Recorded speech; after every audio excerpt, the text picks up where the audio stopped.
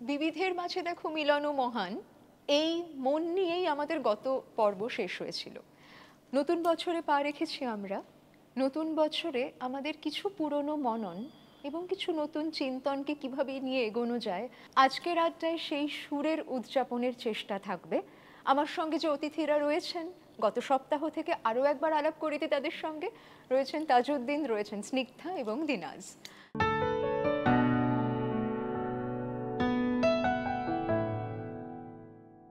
আমি আপনার কাছে একটু আসবো তাজউদ্দিন।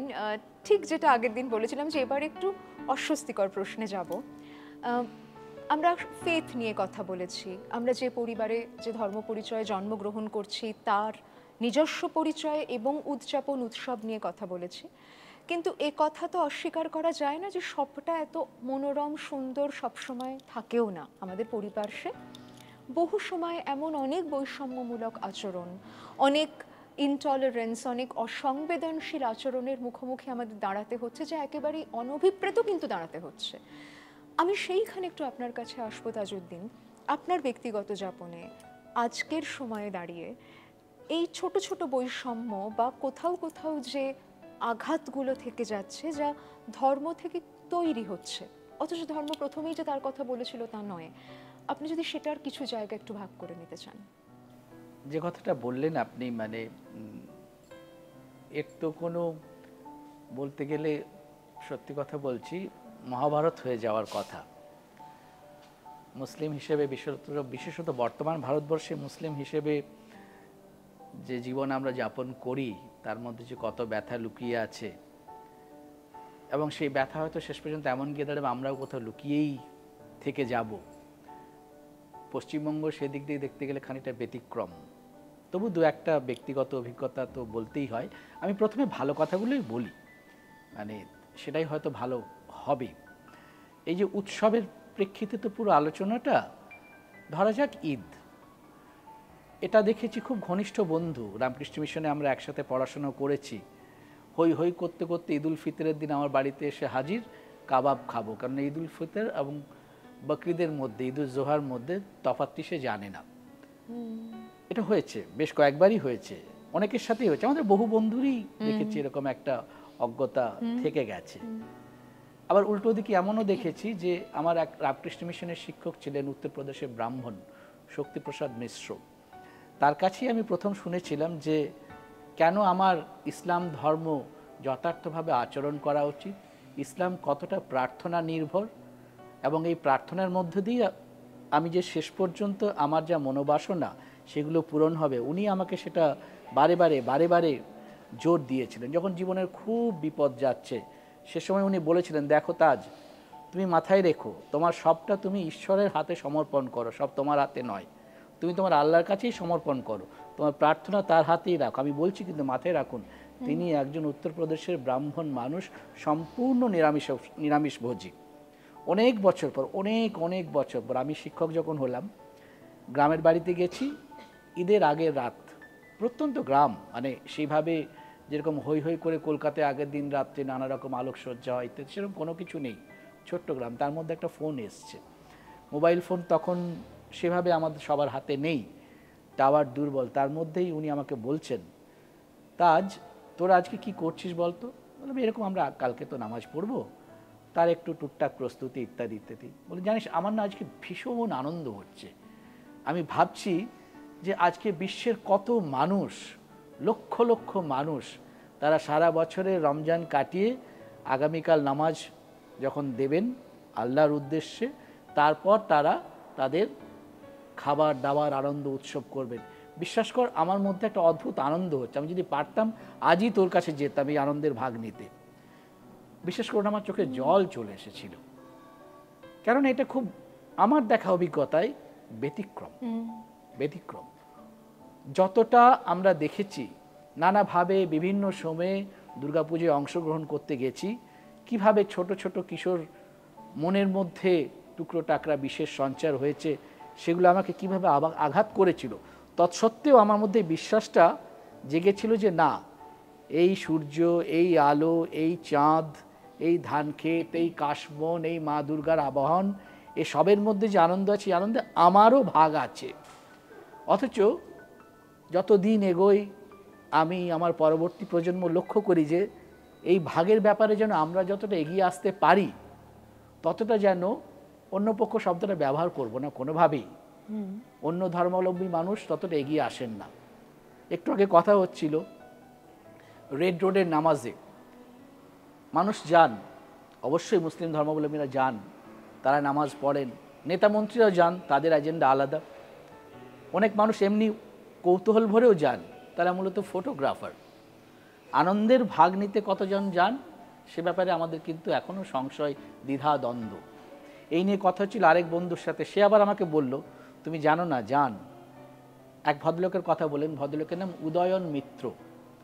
উদয়ন মিত্র দুর্গাপুরের কোনো একটা ম্যানেজমেন্ট ইনস্টিটিউটে পড়ান। তার স্ত্রী শুভশ্রী সংস্কৃতে পিএইচডি। গত 18 বছর ধরে রোজ উনি রেড রোডের নামাজ অ্যাটেন্ড করেন। আগের দিন রাত্রে কলকাতায় চলে আসেন এবং তার মুসলিম বন্ধুবান্ধব যারা আছে তাদের সাথে রাত কাটান এবং সকালবেলা ফজরের নামাজ তারা উঠতে না চাইলেও তোলেন যে ফজরের নামাজটা তুমি আদা করো, নাহলে কিন্তু তোমার ঈদের নামাজ কবুল হবে না, তারপর তো আমি যাব তার সাথে। একবার দেখা হয়েছিল ভদ্রলোকের সাথে, রসুলের নাত, নাত ইন দ্য সেন্স যেটা আমাদের ধর্মসঙ্গীতের মতো করা হয়, সেইটি তিনি গাইছেন, অপূর্ব প্রাণের আবেগ দিয়ে গাইছেন। তখন আমার যেন মনে হয়েছিল যে না, এখনও হয়তো আমি এই বিশ্বাসটা রাখতে পারি যে ভালোবাসা, আনন্দ, উৎসব এইসব ভাগাভাগির মধ্য দিয়েই হয়তো কোনো দিন আমাদের এই পারস্পরিক দূরত্ব দূর হবে। উৎসব যে মিলনের প্রাঙ্গণ, হৃদয়ের মিলন, সেটা হয়তো সম্ভব হবে কোনো একদিন। ভারতবর্ষ তার এখনকার যে টক্সিসিটি, তার এখনকার যে, এই ভারতবর্ষ কিন্তু আমাদের চিরন্তন ভারতবর্ষ নয়। এই ভারতবর্ষ একদিন না একদিন চলে যাবেই, আলো একদিন আসবেই, এটা আমার বিশ্বাস। বাহ, কি সুন্দর বললেন। এবং সত্যি যে উদাহরণগুলো তাজউদ্দিন দিচ্ছিলেন, আমাদের সঙ্গে ভাব করে নিচ্ছিলেন, শুনতে শুনতে মনে হচ্ছিল ওই কোথাও একটা গিয়ে এই আলোয়, এই হাওয়ায় আমরা যে সকলে এক। তোমার আকাশ, তোমার আলো সবই তো আমার কাছে পৌঁছচ্ছে, এবং সেই আমির মধ্যে আমরা কি সত্যি বিভাজন আনতে পারি? আমি এই একই ভাবনা নিয়ে আপনার কাছে আসবো। কোথাও যে উৎসবের মধ্যেও তথাপি কিছু কিছু ডিসক্রিমিনেশনের অভিজ্ঞতার কথা উনি একটু একটু করে উল্লেখ করলেন, এবং আমার যেটা খুব ভালো লাগলো, আপনি ভালোটাকেই বেশি তুলে ধরলেন তাজউদ্দিন। আমার অনেক অনেক ধন্যবাদ নেবেন, কারণ সেটা বলতে পারার জন্যও একটা মননের প্রয়োজন আছে। বহু সময় আমরা আমাদের আঘাতকে বলতে গিয়ে আরেকটা দিক বলে উঠতে পারি না, এবং তার ফলে আঘাতের চর্চায় প্রত্যাঘাতের একটা ইতিহাস আরও আরও তৈরি হতে থাকে। স্নিগ্ধা, আপনি যদি একটু বলেন যে এখনও খ্রিস্ট ধর্মাবলম্বী মানুষদের নিয়ে আমাদের মধ্যে কোথাও কতটা এগিয়ে আসা আছে বা নেই, এবং যেটা তাজউদ্দিনও বলছিলেন যে উৎসব মানে তো সবাই মিলে এবং তার নিজস্ব কি পরিচয়, তার ঊর্ধ্বে গিয়ে কোথাও কাছে টেনে নেওয়া। তথাপি যদি আপনার অভিজ্ঞতার মধ্যে কোথাও কিছু থেকে গিয়ে থাকে, আমরাও যেন সেখান থেকে কিছু শিক্ষা গ্রহণ করতে পারি। আমার মনে পড়ে যায় যে যখন মানে আমার যখন জ্ঞান হয়, আমাকে জিজ্ঞেস করা হয়েছিল যে তোমার নাম কি। তো আমি বলেছিলাম যে আমার নাম স্নিগ্ধা। আচ্ছা, তুমি বাঙালি? তা বললাম হ্যাঁ। তুমি কোন পাড়াতে থাকো? বাঙালি পাড়াতে থাকো, হ্যাঁ। আর তোমার তো তুমি ওই মন্দিরে গেছো, ওখানে তোমার ধর্মটা কি? তখন আমি বললাম ধর্ম মানে আমি তো খ্রিস্টকে বিশ্বাস করি। তো আমরা তো ইউজুয়ালি খ্রিস্টান ধর্ম, আমরা খ্রিস্টান কে ধর্ম বলি না, খ্রিস্টান বলি। তার মানে হচ্ছে আমরা খ্রিস্টকে বিশ্বাস করি। তো আমি বললাম যে আমি খ্রিস্টান, আমি খ্রিস্টকে বিশ্বাস করি যে তিনি আমার মুক্তিদাতা, তিনি ত্রাণকর্তা, তিনিই এসেছিলেন আমার মুক্তির জন্য। তো এটা আমার বিশ্বাস ব্যক্তিগত। তো বলছে তুই খ্রিস্টান, তাহলে তোর নাম স্নিগ্ধা কি করে হলো, আর তুই বাংলা কি করে বলছিস? তো আমি খুব অবাক হয়ে গেছিলাম যে আমি যদি বিশ্বাস করি খ্রিস্টকে, তার মানে কেন আমার নাম স্নিগ্ধা হতে পারে না? তো বলছে স্নিগ্ধা নামটা তো হচ্ছে বাঙালিদের নাম, স্নিগ্ধা নামটা তো একটা ভারতীয় নাম, আর তোর নাম তো হওয়া উচিত ইংলিশ নাম। কেন তোর যে ধর্ম তুই যে বলছিস খ্রিস্টান, এটা তো একটা বিলেতি ধর্ম, this is a foreign religion. আর তুই যদি ওখান থেকে এসছিস ওই রিলিজন, তাহলে তোর নাম স্নিগ্ধা কি করে হলো, তুই বাংলা কি করে বলছিস? তুই এখন শিখেছিস, তার মানে তোর পূর্বপুরুষরা কি এসছে এখানে? আমি বললাম না, আমার পূর্বপুরুষ যে আমি ডাউন দ্য জেনারেশন অ্যাটলিস্ট 3-4টে যেটা দেখেছি, আমার মা দত্ত ফ্যামিলি থেকে এসছে, আমার বাবা সিং ফ্যামিলি থেকে এসছে, আমি তাই জন্যে আমি তো জানি, আমি নিজেকে জানি আমি বাঙালি, আর হয়তো ধর্মটা আমার আলাদা। তা বলছে তোর বেশভূষা দেখেও মনে হয় না যে তুই খ্রিস্টান, তোর ভাষা দেখেও মনে হয় না, আর তোদের বাড়িতে তো তুই তো তোর মা বাবাকে দেখেছি যে বাজার থেকে সেই মানে টিপিক্যাল বাঙালি ফুড, দাঁড়িক থেকে মিষ্টি নিচ্ছে আর মানে বাঙালি খাবার সব খাচ্ছিস, ইলিশ মাছে। তোদের বাড়িতে তো টার্কি হয় না, তুই তো স্কার্ট পরিস না, ওয়েস্টার্ন কস্টিউম নেই। তো এই কোথাও একটা আমাদের এই খ্রিস্টীয় ধর্মটা কোথাও যেন একটা ওয়েস্টার্ন কালচারের সাথে ইন্টারলিঙ্কড হয়েছে। হতে পারে যে এর যে উৎপত্তিটা সেই বেথলেহেমে হয়েছিল, যীশুখ্রিস্ট জন্মগ্রহণ করেছিলেন বেথলেহেমে, আর তিনি কিন্তু তার যে প্রচার ছিল সেটা কিন্তু সারা বিশ্বব্যাপী ছড়িয়ে গেছে। তাই জন্য যারা যারা যেখানে যেখানে যিশুকে বিশ্বাস করে তারাই খ্রিস্টান হিসেবে আখ্যাত হচ্ছে। তো এই ব্যাপারটা আমি ঠিক বলে বোঝাতে পারলাম না, তখন খুব ছোট ছিলাম। আজকে আমি সবাইকে জানাতে চাই এইটাই, যে আমরা যদি খ্রিস্টকে বিশ্বাস করি তবে আমরা খ্রিস্টান। আমাদের কাপড়, আমাদের খাওয়া দাওয়া, আমাদের ল্যাঙ্গুয়েজ বা আমাদের কালচার যেমনই হোক, যেখানে আমার জন্ম সেটাই আমার কালচার, সেটাই আমার দেশ। আমার দেশ না বেথলেহেম, আমার দেশ, আমার culture. I am not a Jew, though Jesus was born in a Jewish family, but I am not a Jew. So it's the culture is different and religion is different. তো অনেক সময় আমাকে এইভাবে করা হতো যে how can I be a Christian if my name is not Christian, if my language is not say English. আবার বলে তুই তো ইংলিশ খুব ভালো বলতে পারিস না। তখন অবশ্য আমিও ইংলিশ ভালো করে আয়ত্ততে ছিল না আমার। তো বলে তুই ইংলিশ বলতে পারিস না। আমি ইংলিশ বলতে পারি না তার জন্য কেন আমি খ্রিস্টান হব না? তো এই সমস্ত জিনিস আমি ছোটবেলায় হয়েছি। আজকে অবশ্য আরো বুঝতে পেরেছি আমার বিশ্বাসের বিষয়, আর আজকে আমি খুব খুলে বলতে পারছি। আর তাই জন্য এই ধন্যবাদও দিচ্ছি যে আজকে আমি পাবলিকলি অনেক বিষয় মিসকনসেপশন অ্যাবাউট ক্রিশ্চিয়ানিটি আজকে বলে করতে পারছি। আমি আপনাদের কাছে খুব কৃতজ্ঞ যে আপনারা এই কথাগুলো এত খোলাখুলি বলছেন, কারণ সত্যি আমাদেরও কত ধরনের স্টিরিওটাইপ থেকে যায়। এগুলো তো সত্যি সত্যি আমাদেরও ভাবনার ভ্রান্তি। আমি একই প্রশ্ন যদি তোর কাছে রাখি দিনাস, এই ধরনের স্টিরিওটাইপ বা ডিসক্রিমিনেশনের মধ্যে দিয়ে তুই কি ব্যক্তিগতভাবে গেছিস? দেখো, আমি পার্সোনালি কোনো সময় কোনো ডিসক্রিমিনেটেড ফিলিং যে আমার মধ্যে হয়েছে বা হয়তো আমার কমিউনিটির মধ্যে হয়েছে, আমি সেটা বলবো না। ব্যক্তিগতভাবে স্বভাবে তুই অতটা বুঝিসনি বা মনে হয়নি। এটা আর একটা কারণ হতে পারে, যেটা আগে আমরা আলোচনা করছিলাম, যে হয়তো লোকেরা জানেই না তো ডিসক্রিমিনেট কি করবে। ভেরি ট্রু, ভেরি ট্রু, খুব ইম্পর্টেন্ট এটা। ঠিকই, মানে আগে তো জানতে হবে। হ্যাঁ, তো we have felt very accepted সেই হিসেবে। আর কিন্তু কখনো কখনো মনে হয় যে যেরকম আমরা ঈদের জন্য ছুটি পাচ্ছি, ক্রিসমাসের জন্য ছুটি পাচ্ছি, হোলি দিওয়ালি এইসবের জন্য ছুটি পাচ্ছি, আমাদের ফেস্টিভ্যালের জন্য তো আমরা ছুটি পাচ্ছি না। কিভাবে ছুটি নিস তখন? Casual leave, children have to miss school. ওখান থেকে কোনো আপত্তি হয় না যখন আমরা লিখি যে it is R new year, কিন্তু it is like true, somewhere you feel that, why not us? But again, we are like, it's okay. আমরা ছুটি নিচ্ছি, it is not being denied in any way. ঠিক। So না, কিন্তু খুব important প্রশ্ন তুলছিস একটা, কারণ বাকিরা তাদের তো উৎসবের কারণে একটা উৎসবের দিন ছুটি হিসেবে ধার্য করে পাচ্ছে। সেই দিন যদি ওকে ওর কলেজ থেকে ক্যাজুয়াল লিভ নিতে হয়, যদিও ওটা ওর কমিউনিটির উৎসবের দিন, সেখানে একটা কোথাও তো প্রশ্ন চিহ্ন থাকে নিজের মনের মধ্যে। ডেফিনেটলি আরও কিছু জায়গা নিয়ে আমার প্রশ্ন জাগছে। ধর সত্যি আজকে আমি তোর সঙ্গে গল্প করতে গিয়ে তোর ফেস্টিভ্যাল সম্পর্কে যতটা জানতে পারছি, আমি অকপটে স্বীকার করতে পারি এই প্রশ্ন তো আমার মাথাতেও কখনো আসেনি। সেটাও তো আমার হিন্দু আপার কাস্ট প্রিভিলেজ, যে আমার এক বন্ধু, তার ধর্ম, তার উৎসব সম্পর্কে আমিও তো কখনো অত প্রশ্ন করিনি। চা এসছে, চাটা ঢুকুক, তারপরে আরও কঠিন কথায় যাচ্ছি।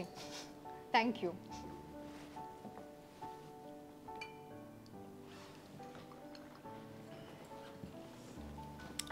যেটাতে ছিলাম দিনাজ, তোদের এই নানান ফেস্টিভ্যালসের ক্ষেত্রে বা যখন যখন সেই উৎসব পালন হচ্ছে, সেখানে অন্য সম্প্রদায়ের মানুষ, অন্য ধর্মাবলম্বী মানুষ, তাদেরও কতটা অ্যাক্সেস থাকছে?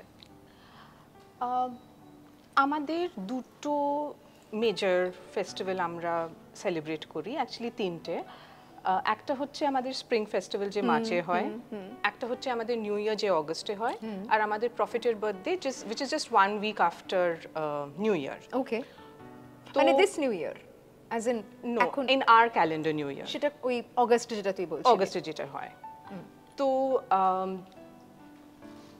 মোস্টলি অ্যাজ এ রিলিজন আমরা খুব ক্লোজড, ওকে, কিন্তু অ্যাজ এ কমিউনিটি আমার মনে হয় অনেক শেয়ারিং আছে। ওকে, যেরকম আমাদের নিউ ইয়ারে, so we have a Calcutta Parsi amateur dramatic club. তো সেখানে for the past 110 years or so we've been putting up a Gujarati play every year. আচ্ছা, তো সেখানে আমাদের বোরা মুসলিম, যেহেতু ওদের ল্যাঙ্গুয়েজ গুজরাটি, আমাদের Gujarati community, because the show is in Gujarati, ওদেরকেও মানে আমরা জানাই যে এই ধরনের একটা কিছু হচ্ছে, so if you would like to come and watch. Okay, তো সেই ওরা কি হিসেবে অংশগ্রহণও করতে পারেন, হ্যাঁ, মানে ওরা হ্যাঁ। চাইলে অভিনয় করতে পারেন তাতে?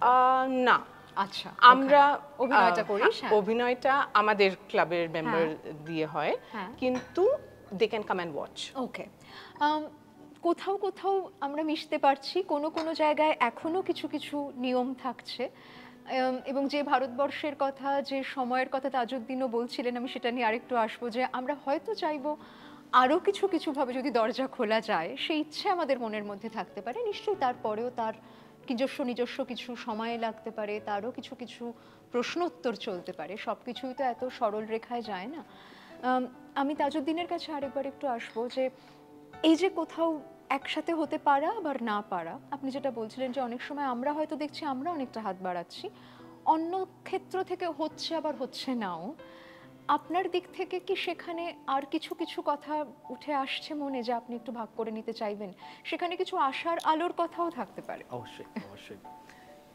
এই যে উৎসব এবং সেটাই ভাগ করে নেওয়া পরস্পরের মধ্যে এবং অংশগ্রহণ করা, মানে আমার একটা কথা মনে হয় যে আমাদের এই রাজ্য, আমাদের মানে ইনফ্যাক্ট বাঙালি মানুষজন, আমি সবাইকে ধরেই বলছি, এর মধ্যে তাদের মধ্যে কিন্তু একটা, যেটাকে আমরা বলতে পারি হাত বাড়িয়ে গ্রহণ করা, এই সত্তাটা আছে। হ্যাঁ, এটা কিন্তু আছে। যেটা প্রয়োজন সেটা হলো এটাকে ক্রমাগত মানুষকে জানানো।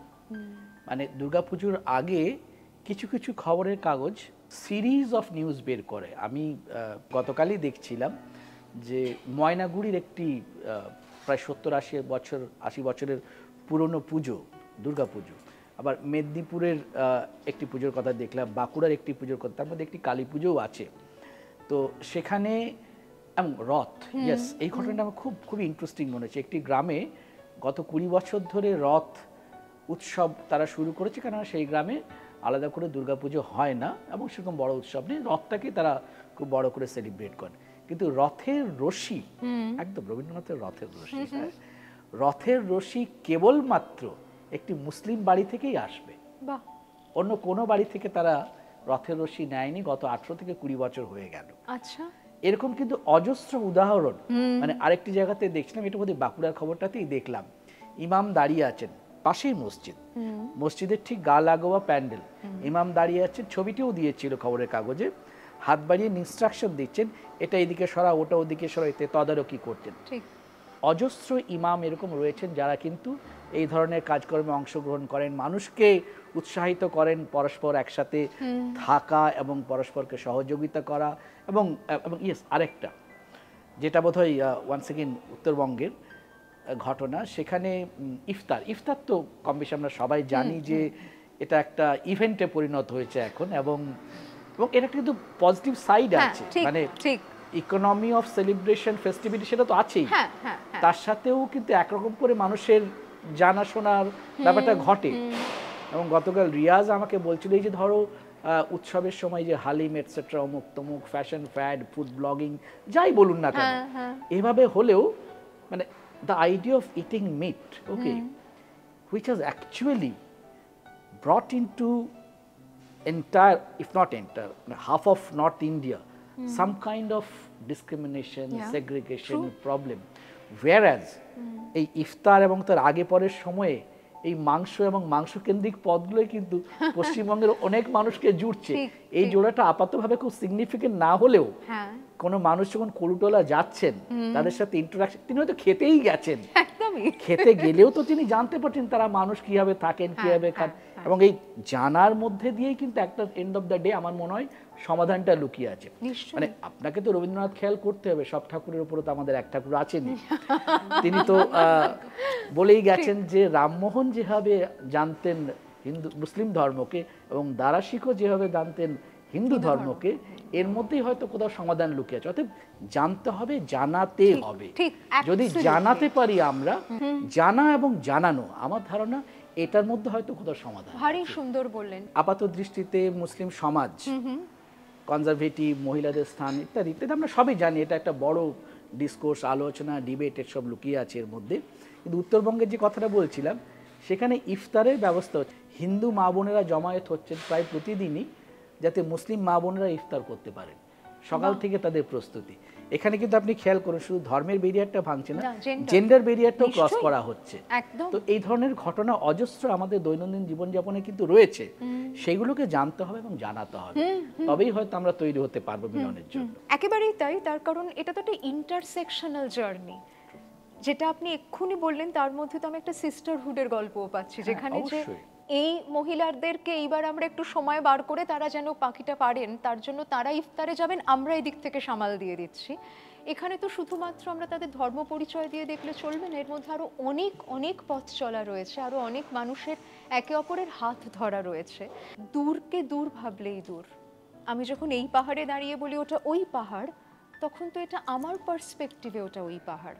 আমি যদি ওই পাহাড়ের মাথায় দাঁড়াই, তাহলে কোনটা এই আর কোনটা ওই গুলিয়ে যায়, তো মিলিয়ে যায়। তো এই মুহূর্তে দাঁড়িয়ে যে জায়গাটাতে আমাদের আলোচনা এসে পৌঁছেছে, এবং আমরা নতুন বছর আরও কিছু নতুন আশা, নতুন উদ্যম, একসঙ্গে পথ চলার কিছুটা অঙ্গীকার নিয়ে যে এগোনোর মন তৈরি করার চেষ্টা করছি, সেখানে এবার যে প্রশ্নটা রাখবো সেটা তিনজন শিক্ষককেও, কারণ আপনারা তিনজনই, এটা কিন্তু একদম ইনসিডেন্টাল, শিক্ষকতার সঙ্গে জুড়ে আছেন। নিজেদের স্পিরিচুয়াল জার্নি থেকেও আমাদের এক একটা বয়সে এক একটা সময় তো এক একটা উপলব্ধি আসে, নিজের বিশ্বাস থেকে, নিজে যেভাবে দেখছি সেখান থেকে।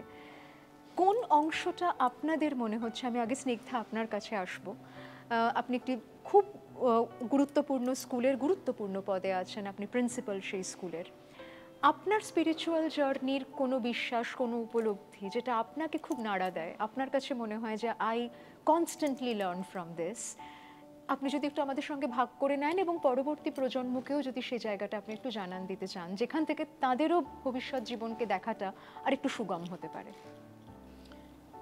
আমি তো প্রায় দীর্ঘ 35 বছর একজন টিচার। আজকে আমার একটা অ্যাডমিনিস্ট্রেটিভ পোস্ট পেয়েছি, কিন্তু basically I have been in the teaching journey for last 35 years. তো আমি যেটা ক্লাসকে শিক্ষা দিই সেটা হচ্ছে সেটা আবার আমার ব্যক্তিগত বিশ্বাস যেটা আছে, যেটা আমাকে খুব অনুপ্রাণিত করে, এবং সেই জন্যেই আমি আজ নিজেকে খ্রিস্ট ধর্মকে আমি বিশ্বাস করি, মানে খ্রিস্টকে বিশ্বাস করি, এবং আমি নিজেকে খ্রিস্টান বলি এই কারণে যে দুটো জিনিস যেটা আমার খুব ইম্পর্ট্যান্ট মনে হয় হচ্ছে লাভ অ্যান্ড ফরগিভনেস। এবারে যখন আমি ক্লাসে টিচ করি, অ্যাজ এ টিচার আমি বাচ্চাদের জিজ্ঞেস করি যে কারা কারা পিঙ্ক ভালোবাসো, কারা কারা গ্রিন ভালোবাসো, কারা কারা ইয়েলো ভালোবাসো, কারা কারা ব্ল্যাক ভালোবাসো। এবারে 4-5টা দল তৈরি হয়, আর যখন এই 4-5টা দল তৈরি হয় তখন আমি বলি যে ঠিক আছে, এবারে তোমরা আরেকটা দল করো, সেখানে তোমরা ফ্রেন্ডস হবে। ফ্রেন্ডসের এবারে কারা কারা কার সাথে ফ্রেন্ডশিপ করবে সেই গ্রুপে, সেইভাবে তোমরা নিজেদেরকে গ্রুপস করো।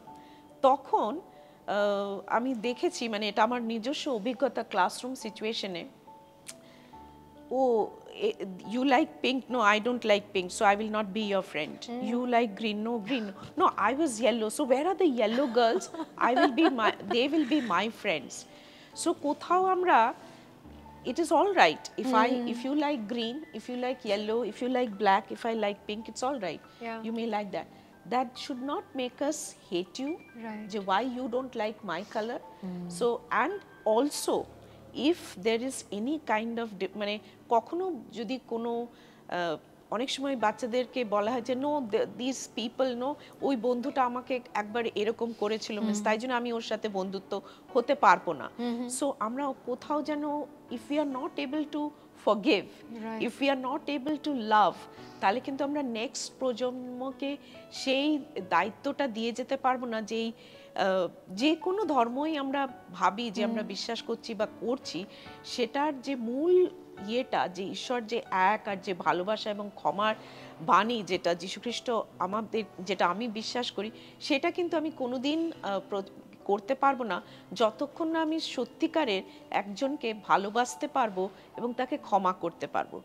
আগে কোনো ঘটনা ঘটে থাকতে পারে বা আমি কিছু করে থাকতে পারি, সে যতক্ষণ না আমাকে ক্ষমা করতে পারবে, আমি যতক্ষণ না তাকে ক্ষমা করতে পারবো এবং ভালোবাসতে পারবো, আমার মনে হয় না যে আমরা সেই আগের দিকে আমরা যেতে পারবো, যেখানে কিনা আমরা বিশ্বাস আলাদা হতে পারে, আমাদের প্রেফারেন্স আলাদা হতে পারে, লাইকস ডিসলাইকস আলাদা হতে পারে, আমরা ভিন্ন কালচার, ভিন্ন দেশ, ভিন্ন বিষয়ের সম্মান করতে পারি, কিন্তু এই একতাটা কোনোদিন আসবে না যতক্ষণ না আমাদের মধ্যে সেই ভালোবাসা এবং ক্ষমার। সেটাই as a teacher I have always been saying, so what if she likes pink, so what if you like green, but learn to go above this colour prejudice, go above any kind of prejudice, know that she is a human being. At the end আমার মনে হয় আপনিও agri করবেন, আপনিও করবেন সবাই, যে our first identity হচ্ছে we are human beings, and human beings we are all same in every respect, and there is only one God. So if there is only one God, we all believe in that there is only one God. If there is only one God and we are the creation of that one God, then why do we not love and why do we not forgive? Then we are human beings, we can make mistakes. So I teach my children, if I fail to love, if I fail to forgive, then I personally feel that I'm not a true Christian, and forget about my preaching about Christianity. Wonderful. It will never have an impact unless I can show Christ's love and forgiveness to everybody. Excellent Snigdha, অনেক ধন্যবাদ এই জায়গাটাকে আবারও আনার জন্যে। আমরা ক্ষমা করতে না পারাটা বড় শ্লাঘার সঙ্গে বলি আজকাল, আমি না কাউকে ক্ষমা করতে পারি না, এটার মধ্যে যে কোনো অহংকারও নেই, স্ট্রেংথও নেই, সেইটাও নিজের মধ্যে দেখবার দরকার আছে। ক্ষমা করতে পারার জন্য অনেক বেশি শক্তির প্রয়োজন হয়, যে জায়গাটা স্নিগ্ধার কথায় ভীষণ সুন্দরভাবে এলো, এবং ছোট ছোট শিশুদের যে শিক্ষাটা উনি দিচ্ছেন, সেটার মধ্যে কিন্তু কোনো নির্দিষ্ট ধর্ম রিচুয়াল নেই, কিন্তু যে কথা আছে সেটা ওর জীবনের জন্য বড় প্রয়োজনীয়। দিনাজ, তোর কাছেও আসবো, যে তুই বলছিলি যে yes I am a believer, তো বিইং আ বিলিভার তোর নিজের মধ্যে যে জায়গাটা এখন তুই দেখতে পাস এবং তার যে অংশটা তোর মনে হয় you would like to share with others. আমার একটা জিনিস খুব স্ট্রাইক করে, আমাদের প্রফেট জাথো সাহেব বলেছিলেন যে don't follow me blindly, you think and then you follow me. তো এটার মধ্যে যেটা আমি what I have thought of, and আমি এটা আমার I think প্রতিটি ক্লাসে বলেছি, মানে প্রতিটি ব্যাচকে বলেছি যে মানে এটা what happens is that it gives you a choice. মানে don't follow me blindly is opening up যে তোমার হাতে অনেক চয়েস আছে, সো ইউ চুজ। অ্যান্ড যেহেতু আমরা হিউম্যান বিং, যেরকম she said that you know we make mistakes, understanding যে আমি একটা ভুল করেছি, ওখানে it keeps me again at a point যে আমার চয়েস আছে, that now what do I choose. Right, absolutely. So at every point আমাদের কাছে একটা চয়েস থাকে। So what do I want to choose?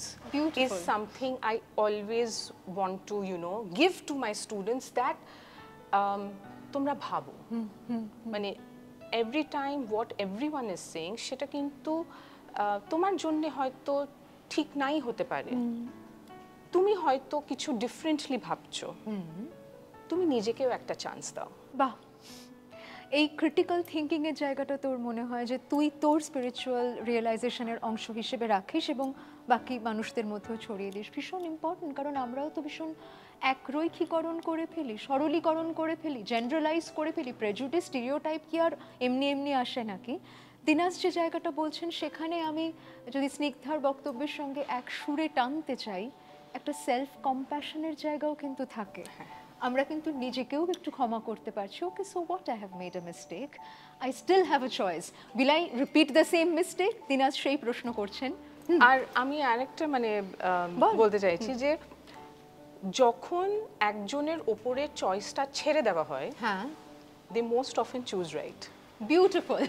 চাপিয়ে দেওয়া নয়, চাপিয়ে দেওয়া হ্যাঁ, নয়। হ্যাঁ ঠিক, কারণ সেখানে তার অনেকখানি দায়িত্ব চলে আসছে। একদম। তো আমি ওই তো তার উপর চাপিয়ে দিচ্ছি না। রেসপন্সিবিলিটির দিক থেকে, ওর কনসিকুয়েন্সের দিক থেকে ও ভাবতে থাকে যে you know what do I want to choose for myself. Yeah, right. বরং বাধ্যবাধকতা হলে তখন সেটাতে আমাদের অনেক সময় অনেক রেজিস্ট্যান্স চলে আসতে পারে। আমি তাজউদ্দিন আপনার কাছে আসব।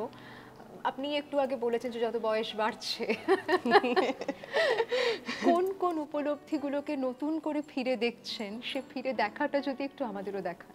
হ্যাঁ, আমি বলি মূলত দুটি বিষয়ের দিকে আমি আমার আপনাদের মনোযোগ আকর্ষণ করছি। এক তো হলো ইসলামের যে পিলার্স যেগুলি আছে, বলা হয় স্তম্ভ, তার মধ্যে একটু হচ্ছে দান। ঈদুল ফিতর, ফিতর কিন্তু দান।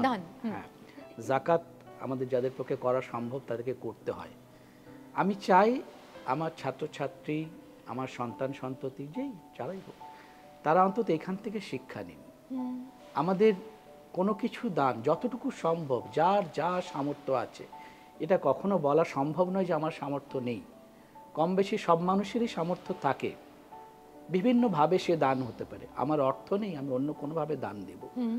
আমার বিত্ত নেই, আমি অন্য কোনোভাবে দেব। আমার শারীরিক সক্ষমতা নেই, আমি আমার ইন্টেলেক্ট দিয়ে দান দেব। কিন্তু আমার দেওয়ার ক্ষমতা আছে।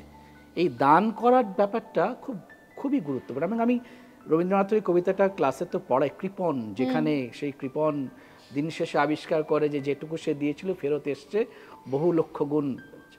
তো ঈশ্বরের প্রসাদ আমাদের কাছে ফিরে আসবেই আসবে কোনো না কোনো দিন। শুধু আমাদেরকে দেওয়ার অভ্যাসটুকু জারি রাখতে হবে, দিতেই হবে। সেটা আমি আমার ছেলেমেয়েদের, ছাত্রছাত্রী বলুন, যার সাথে কথা হয় তাদেরকে বলার চেষ্টা করি। এবং অদ্ভুত অদ্ভুত সব জীবনে ঘটনা দেখেছি, যেখানে দরিদ্রের থেকে দরিদ্রতর মানুষ, ভিখারি, যখন বন্যা ত্রাণ চলছে সেখানে এসে দাঁড়িয়েছে, এসে বলছে যে তাকে সবাই ত্রাণ দেবে বলে দাঁড়িয়ে আছে। সে বলেছে যে আমি নিতে আসিনি, আমি দিতে এসেছি। এবং সে যখন তার ঝোলা উপুর করছে, তার মধ্যে সারা মাসের রোজগার, কিছু আলু, ডাল, অল্প কিছু টাকা সব আছে, সেও দিতে পারে, তারও দেওয়ার ক্ষমতা আছে। আমরা কেন দিতে পারবো না? অতএব ইসলামের এই দানের শিক্ষা আমি মনে করি আমাদের সবার ক্ষেত্রেই গুরুত্বপূর্ণ। আর দ্বিতীয়টি, ওই যিনি আপনি বলছিলেন না বয়সের সাথে সাথে, যেটা হচ্ছে প্রার্থনা। 5 ওয়াক্ত নামাজ আমি পড়ে উঠতে পারি না, আমি চেষ্টা করি যে ওয়াক্ত আমি পারি আমার এই কাজকর্মের মধ্যে, এবং প্রতিবারই আমার আল্লাহর কাছে আমি ক্ষমা চাই যে আমি পেরে উঠলাম না। কিন্তু আমি একটা জিনিস খেয়াল করেছি, যখন নামাজ পড়া, আমি যখন প্রার্থনা করছি ঈশ্বরের কাছে, তারপর ইমাম সাহেব দোয়া করেন, এবং এই দোয়াতে কিন্তু প্রার্থনাটা কিন্তু আমরা ব্যক্তিগত স্তরে সীমাবদ্ধ রাখি না, সবারই জন্য প্রার্থনা করা হয়। এই যে প্রার্থনা, আমরা যেন অন্যের জন্য প্রার্থনা করতে পারি, প্রার্থনার মধ্যে একটা শক্তি আছে। সেই শক্তি যেমন আমাকে শান্তি যোগাবে, এবং আমি একজন বিশ্বাস হিসেবে বলতে পারি এই বিশ্ব, তার যা সমস্ত রোগ ব্যাধি, এই প্রার্থনার মধ্যে দিয়ে কোনোদিন হয়তো তার নিরাময় ঘটবে। মহাভারত একটা অনুভূতির কথা, কদিন আগে এটা নিয়ে ভাবছিলাম, অনুক্রোশ, যেখানে কোনো দরিদ্র, মানে হতভাগ্য বা দুঃখী যে কোনো মানুষ বা প্রাণী, তার দুঃখ দেখে আমাদের মনে যে অনুভূতি জন্মায়। আমি যখন আল্লাহর কাছে নামাজ পড়ি বা শেষে যখন দোয়া হয়, তখন আমার মনে হয় যে প্রত্যেক মানুষের মনে অনুক্রোশের জন্ম হোক। যদি অনুক্রোশের জন্ম হয়, তাহলে একজন ইসরায়েলবাসী একজন প্যালেস্তাইনবাসীকে ঘৃণা করতে পারবে না, এবং উল্টোটাও সত্যি। একজন ইউক্রেন এবং রাশিয়া, তারা পরস্পরকে গুলিতে মারতে পারবে না, হবে না। সেই অনুক্রোশের জন্ম, এটা কিন্তু এক প্রার্থনার মধ্যে দিয়ে হওয়া সম্ভব। অতএব প্রার্থনার অংশটুকু আমি খুব গুরুত্ব দিই। আমি চাই আমার ছাত্রছাত্রীরা, তারা সবার এই বিশ্ব জগৎ সংসারের জন্য যেন একটু প্রার্থনা করে। অপূর্ব। আমরা প্রার্থনার কথা শুনলাম, আমরা ক্ষমার কথা শুনলাম, এবং এই যে প্রত্যেকে তার তার নিজস্ব বিশ্বাসের অবস্থান থেকে বারংবার যে কথা বলছেন, তার মধ্যে একটা বার্তা আছে যে আমরা কিন্তু এই আলাদাটা বড় বাইরের আলাদা। এবং সেটা যখন আমরা বিবেকানন্দর লেখাও পড়ছি, সেখানেও তো ওই এক বৃহত্তর আমির কথাও পড়ছি, যে ঈশ্বরের কিন্তু কোথাও কোনো বিভাজন নেই, যেটা আপনিও বলছেন। এবং সেই ঈশ্বর, বিবেকানন্দ বলছেন, আমাদের সকলের মধ্যেই আছে। তাহলে আর কিসের তোমার আমার আলাদা? তাহলে তোমার আমার আলাদার এই যে একটা বাহ্যিক সংঘাত, নতুন বছরে আমরা এই মনটা যদি একটু তৈরি করতে পারি, যেখানে আমরা এই বাহ্যিক সংঘাতে কখনো কখনো সামান্য হলেও দ্বন্দ্ব বোধ করতে পারি, কিন্তু তাতেই যেন আটকে না যাই, যেন ক্ষমা করতে পারি, যেন হাত বাড়িয়ে দিতে পারি, যেন নিজেকেও প্রশ্ন করতে পারি, এবং আমি এবং তুমির এই পার্থক্য যে সত্যিই কতটা ওপরের, তার ভেতরে যে আরও কত কিছু রয়েছে, সেদিকেও যেন আমাদের নজর থাকে। আমাদের চোখ খুলে যেন অন্যের জন্য কি করতে পারি থাকে, আর চোখ বন্ধ করে নিজের ভেতরে আরও কি কি জন্মাচ্ছে তার প্রতি যেন নিরীক্ষণ থাকে। এই আশা নিয়ে আমাদের আজকের অনুষ্ঠান শেষ করব। অনেক অনেক ধন্যবাদ আপনাদের প্রত্যেককে, তোকেও দিনাজ, স্নিগ্ধা আপনাকে, তাজউদ্দিন আপনাকে। যে কথোপকথনের পরিসর আনন্দবাজার অনলাইনের এই অনুষ্ঠানে আপনাদের জন্য সম্ভব হলো, আমি নিজে আপনাদের কাছে সেখানে কৃতজ্ঞতা জানাবো, কারণ আমি জানি এই কথোপকথনের পরিসর সবসময় আমরা তৈরিও করে উঠতে পারি না, এবং সেই নিয়ে কথা বলা কখনো খুব কঠিনও হয়। কিন্তু আপনারা এক কথায় রাজি হয়েছেন, এসেছেন, ভাগ করে নিয়েছেন আপনাদের নিজেদের জীবনের অভিজ্ঞতার কথা এবং আপনাদের বিশ্বাসের কথা। আমরা সেই বিশ্বাসটুকুর আলো নিয়ে নতুন বছর শুরু করব।